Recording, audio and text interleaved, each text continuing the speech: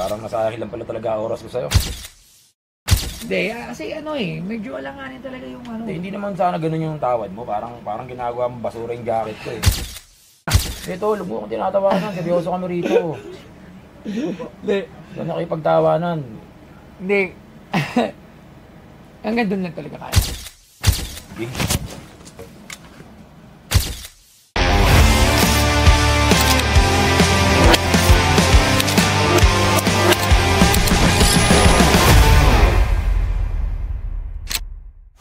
Ay, parang kilala ko yan.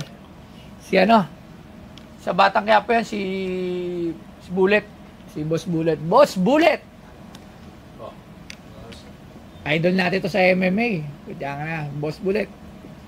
Ayan. Angas yung mga bantay mo ron Ay, syempre, kailangan matindi yung mga security natin dito. Kamusta, boss? Ayos lang. At kung hindi nyo natatanong, Boss Bullet, pakilala ko muna. Si Boss Bullet ay isang mixed martial art fighter. Tama ba? MMA fighter. Saan po kayo nag-start ng liga ng MMA? URCC ba? Sa URCC, URCC. Labang kami ni Mamot. Yung fake na heavyweight champion. Fake na heavyweight champion? Bakit fake? Huwag natin pag-usapan yun, baka lalong sumigat eh. Pero yung laban nyo, yun yung unang laban mo ba? Hindi, matagal ka lang lumalaban, di ba? Lumalaban ako sa abroad ng grappling, jiu-jitsu. Yun talaga yung field ko eh. Grappling, hindi striker. Hindi talaga ako striker eh. Kaya nga ako doon nilabanan ni Mamot eh, kasi boxer siya eh. Matalino eh. Ang hirap, ang laki pa naman niya para grapple. Yan ang sinasabi ko. Yan ang di naiintindihan ng lahat. Ang hirap yun kasi kung striker ka na malaki, tapos expertise mo grapple, medyo mahirap din. Mahirap talaga. Mahirap yung difficulty nun. Tapos ang laki pa ni Mamot, laki. diba? Ang hilap yung grapple. Napakagulang nun. Kahit magulang yun, walang utak yun. Ano na? Walang utak yun. Okay. Teka, Boss Toyo. Napasyal ako rito. Yes, ano bebenta mo? Parang bala kong ibenta tong jacket. Ewan ko kung magkakasundo tayo. Kasi sa mga naririnig ko, bumibili ka ng mga mahalin. Kaya ako, hindi ako nagsusuot ng mga peke. Hindi ko lang alam kung kaya mo yung presyo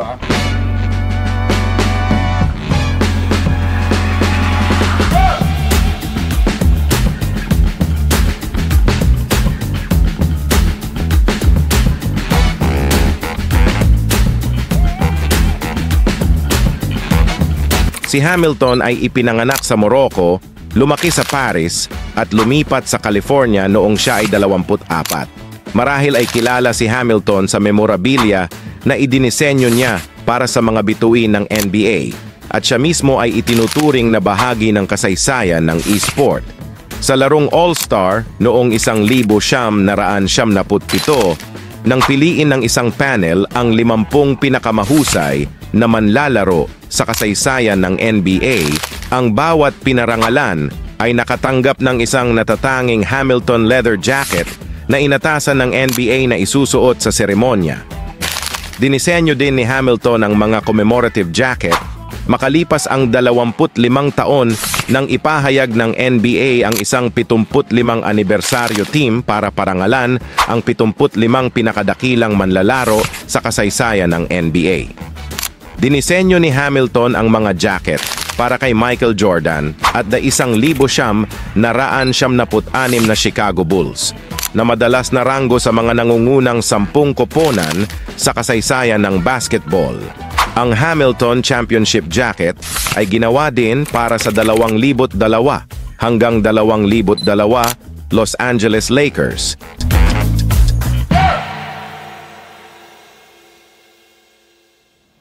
Tingnan nga natin. Three-pit. Alam mo, okay. Meron naman ako konting kalaman sa mga jacket. Kasi yung mga tropa natin sa hip-hop, Jeff Hamilton. Ang alam ko, di ko alam kung meron ka si Flo G na 3-pit eh. Alam ko may 3-pit ata si Archie. Sila Daryl din, pero hindi ata 3-pit yung kay Daryl. Alam ko mahal talaga to.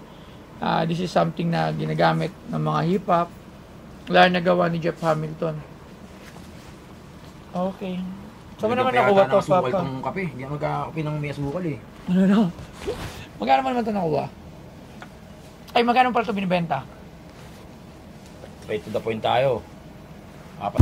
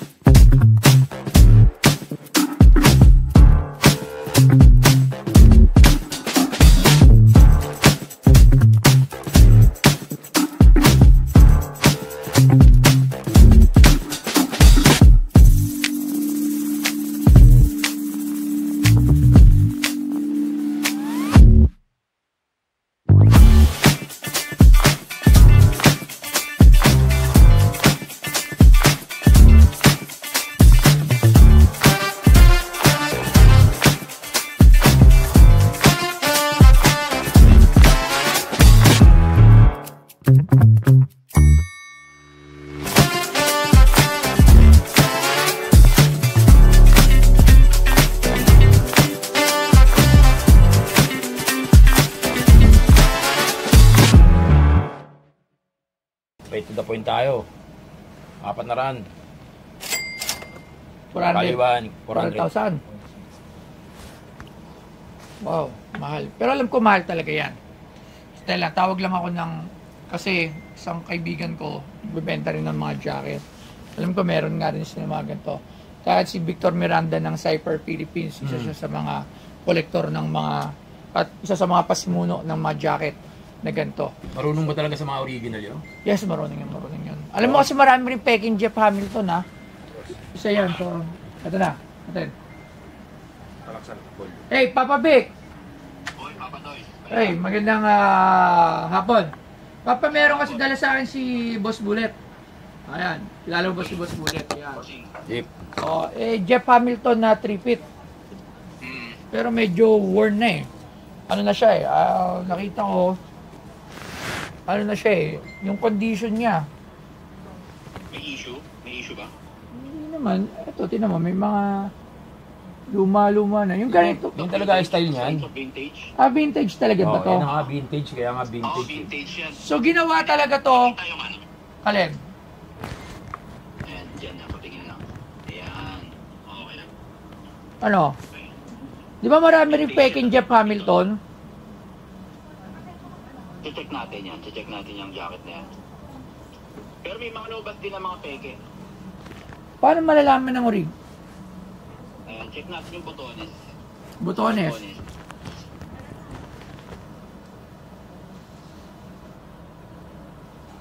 Ayan, Jeff Hamilton dapat yung botones niya talaga.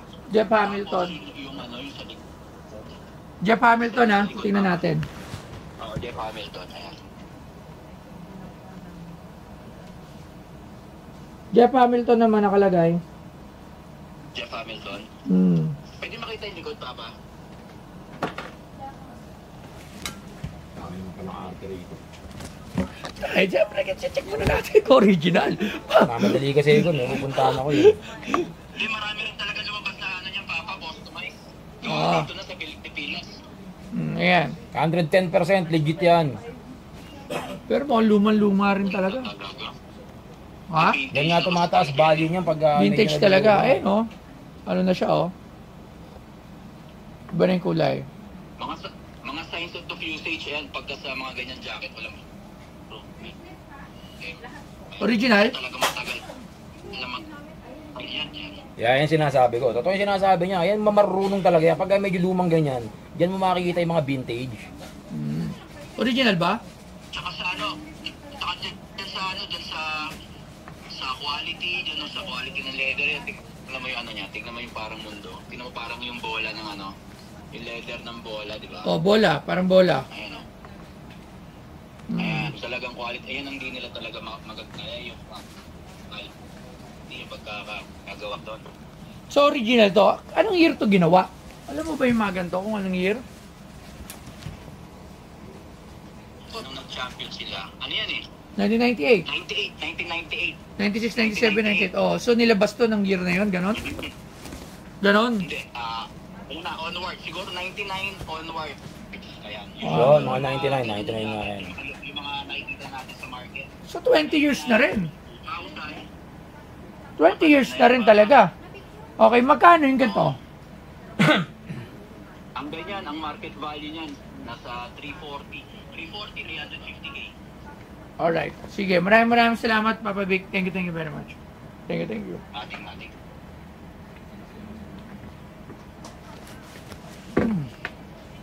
Market value, 340 to 350. Doon ako hindi sangayon sa kanya. Nakita niya naman yung pagkaligit nito, vintage yan. So, yung presyo niya sagad ako 400. Pero syempre, siya kasi seller yun. So, alam niya pa paano i-flip, ibebenta. Kung bibili siya, syempre ibebenta din. Tangina, no? Merong mga tao talaga bumibili ng ganito. Ako, di ko to bibili lang para pang sarili pasutas, di ba? Pero kung bibili ko to for business purposes, 200,000. Parang ginawa mo namang pangbangkita yung jacket ko. Boss, ganun. Hindi naman. Kumbaga, binibigyan ko lang ng allowance para magkaroon ako ng konting tubo. Para kung sakaling ibenta ko. Kasi nga, kasi kumbaga kung may 300,000 ako, I'm not fond of mga vintage jacket. So, kumbaga parang saan hindi siya worth sa akin, sa akin lang. So, yun na yung kaya ko, 200,000. Napakalayo naman. Baka gusto mong taasan kahit konti lang, boss. Para naman di masayang punta ko rito. Bahala ako dito eh. Hirap pang mag-parking dito. Buti na lang mababait yung mga nasa baba. Mga alis. Pag narinig na sinabing Pinoy Pawn Star, madali pa eh. 220.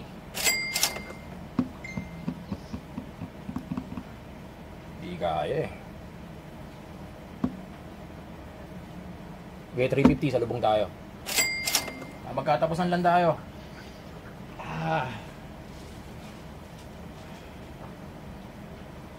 Tsaka para dun sa mga narinig ko, syempre, sinabi, Boss Toyo yan eh. Nakakita ng mga legit na original na ganyan, kinukuha agad yan eh. Pero yung tawad, hindi ko ina-expect na ganun kalaki yung tawad mo. Sobrang baba naman. Yung tawad, matik yung ganun talaga yun. Sige, bibigyan kita ng sagad kong price Kasi syempre kailangan ko rin 200. Magkano ba sila gawin nila?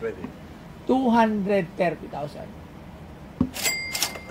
10 lang yung tinaas mo. Gusto ko, kulang pang panggasolina yun. 230. 330 sa lubong tayo.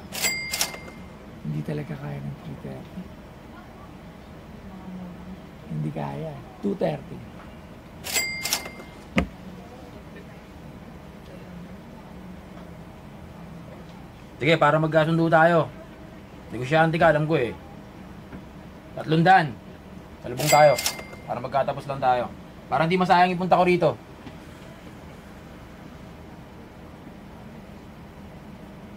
Hindi kasi ako mahilig talaga dito eh. Ano lang to Ito talaga last na. Dahil gusto ko lang din na kahit pa paano, meron ako kung sakali na magkaroon ako nito sa tindahan. 250. Sagad. Pag doon wala na, I'll say pass. 250. Bigyan kita ng magandang deal. Ano? Eto, magkakasundo tayo. Alam ko, naglalaro ka rin ng boxing, di ba? Alam, build natin yan. Bigay ko sa 250 to. Bigay mo sa akin to. Luisito Espinosa. Uy, kasama niyo yan sa... Di ba sa Batang Quiapo? Batang Quiapo. Oo. Napakahusay. Siyempre, iniidolo natin yan. Nakita ko, may pirma niya. Sige. Tsaka matigas talaga ang tiyan niya. Matindi yan. Nasuntok mo na yan? Matindi. Ako suntok ko yan eh. Baliwala talaga eh. Sa tiyan. Pero pag siguro sumuntok ko sa kanya. Hindi rin tumalab. Ang problema nung sinuntok niya ako, kapilayan. Sinuntok ka niya? Sinuntok niya ako sa Mura. Napilayan? Kapilayan. Hindi nakapag-shooting eh. Tanga na, angas Sinasabi ko sa'yo. Sabi ko nga sa'yo, minsan subukan mag-training sa akin para malaman. Nagpapatrain kayo, no? Nagtitrain din ako, professionally. Siyempre, field natin yan eh. So, meron kang school o meron kang sa online? Meron ka niyan? So, meron tayong pang online, nagbibigay tayo ng mga routine, siyempre. Pero kung gusto mo personal training, pupunta ako sa mga bahay, condos. May page ka niyan, Boss Bullet? Meron tayo. Bullet Boxing and MMA sa akin yun. Boss Bullet and MMA Boxing. Alright. Sige, pagka gusto ko talagang mag full, sige ngayon, nagbaboxing din ako, pero papitik-pitik lang. Pagka gusto ko talaga sumubok, isang professional fight na gagawin namin. Usapan. Pero dito ako hanggang 250 lang. Hindi tayo magkakasuldo, 250 kasama to. Hindi obra. Wala eh, parang nasayang lang pala talaga oras ko sa'yo. Hindi, kasi medyo alanganin talaga yung Hindi naman sana ganun yung tawad mo, parang ginagawa mo basura yung jacket ko eh. Sorry. Ito lang, ayoko tawanan. Baka sapagin ako nito. Ito lang, boss, ha? Ito lang. Ito, lubog kong tinatawanan, seryoso kami rito. Hindi. Yan nakipagtawanan. Hindi. Hanggang doon lang talaga kaya ko. 250. Okay.